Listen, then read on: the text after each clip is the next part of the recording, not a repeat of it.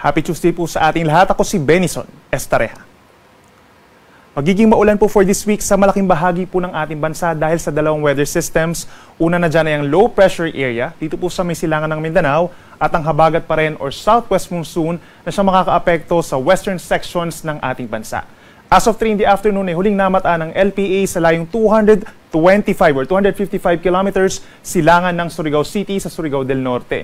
Base sa ating analysis within the next 24 hours or hanggang bukas, mababa pa naman po ang tsansa na itong low pressure area ay maging isang tropical depression or mahinang bagyo. Subalit asahan pa rin po sa malaking bahagi ng ating bansa mga paulan dulot mismo nitong low pressure area. Samantala, ang habagat or southwest monsoon na siya nakakaapekto sa western sections dito po sa may southern Luzon at maging dito rin sa may western section ng Mindanao sa susunod po na 12 oras. So pinakamatataas ang tsansa ng mga pag-ulan overnight ay dito po sa may Isabela, pababa ng Aurora, Quezon, dito rin po sa malaking bahagi ng Batangas, Mimaropa, Bicol Region, malaking bahagi ng Visayas at malaking bahagi ng Mindanao dahil sa pinagsamang epekto nitong low pressure area plus the southwest monsoon.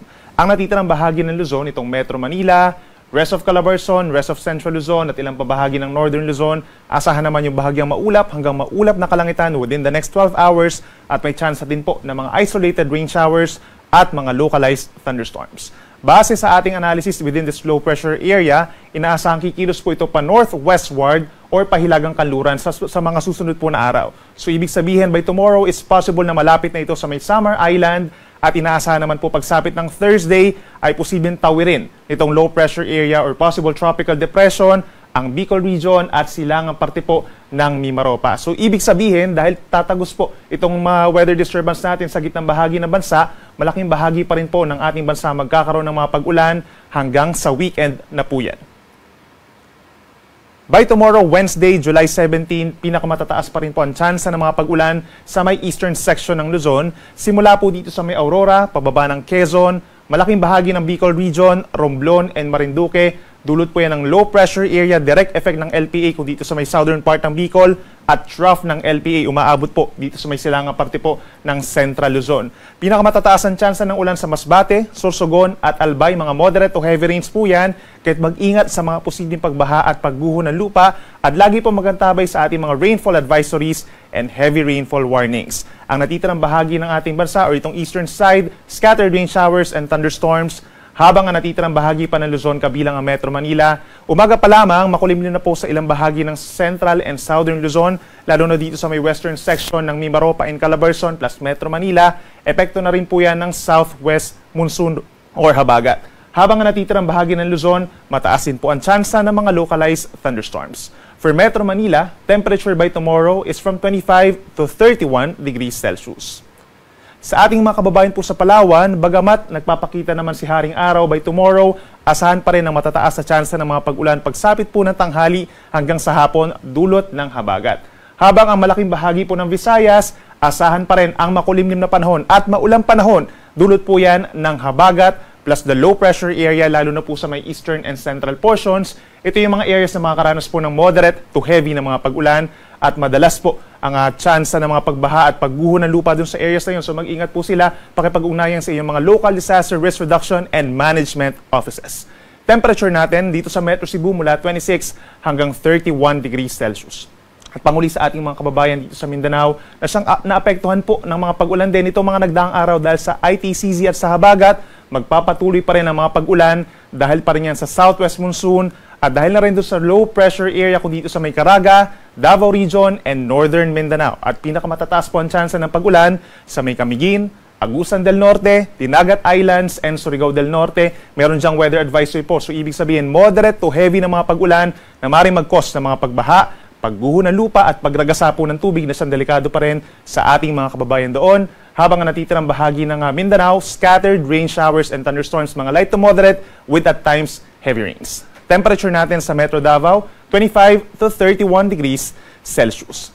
Sa mga nagtatanong naman po kung meron ba tayong mga sea travel suspensions, wala naman po at wala tayong inaasahan dahil so far mahina naman yung ating habagat o hindi pa kalakasan yung habagat at wala naman tayong inaasahan pa na tropical depression.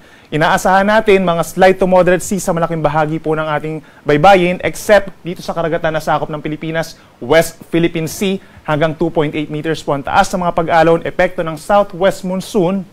Pero once po na maging tropical depression Butchoy, itong minomonitor natin na low pressure area, pagsapit po ng either Thursday onwards, ay agad-agad po posible mag-suspend tayo ng mga sea travels kung dito sa may Eastern Visayas, Bicol Region, malaking bahagi pa po ng Mimaropa, pas northern portions of Panay Island. And for the next 3 days, asahan pa rin ng mga pag-ulan sa malaking bahagi po ng bansa, dulot pa rin ng ating minomonitor na low pressure area plus dahabagat. Maulan sa malaking bahagi po ng Southern Luzon dahil doon nga po dadaan itong nasabing weather disturbance, particularly sa may Bicol Region, Calabarzon, Metro Manila, Mimaropa, hanggang dito sa may Aurora at mga kalapit na lugar sa may Northern and Central Luzon, mataas ang tsansa ng ulan sa Thursday at sa Friday. Then pagsapit po ng Saturday, ito yung time kung saan maaaring nakatawid na po doon sa may West Philippine Sea yung nasabing weather disturbance. So ibig sabihin mababawasan yung mga pag-ulan kung dito sa may western sections ng Central and Southern Luzon, pero magiging maulan pa rin po particularly sa may Zambales, Bataan, bahagi ng Mimaropa hanggang dito sa may Bicol Region, portions of Bicol Region kabilang ng Legazpi City. Dito naman sa may Northern Luzon, kabilang na dyan ang Ilocos Region, Cordillera Region, Cagayan Valley at hilagang parte pa po ng Northern Luzon, itong Tarlac, Nueva Ecija is partly cloudy to cloudy skies na sinasamahan naman ng mga pulu-pulong mga pag-ulan or pagkidlat, paggulog.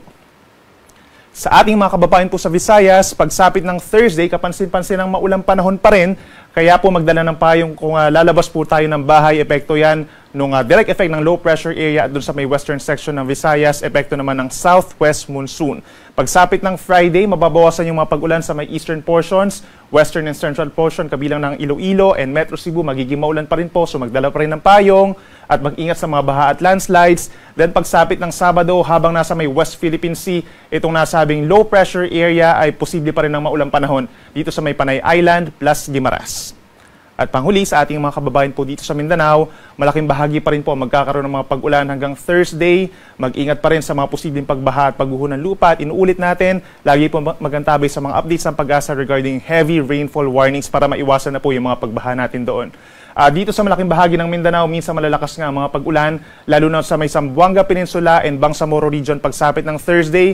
Sa Friday, dito na lamang sa may Zamboanga Peninsula, posible ang mga minsan malalakas na mga pag-ulan, mababawasan ng mga pag-ulan over the rest of Mindanao, habang pagsapit ng Sabado, bahagyang maulap at madalas maaraw na, paliban na lamang sa mga afternoon thunderstorms. Sunset po natin ay 6:29 ng gabi mamaya at ang sunrise bukas, 5:35 ng umaga. Yan muna ang latest mula dito sa Weather Forecasting Center ng Pag-asa. Ako muli si Benison Estareja. Mag-ingat po tayo.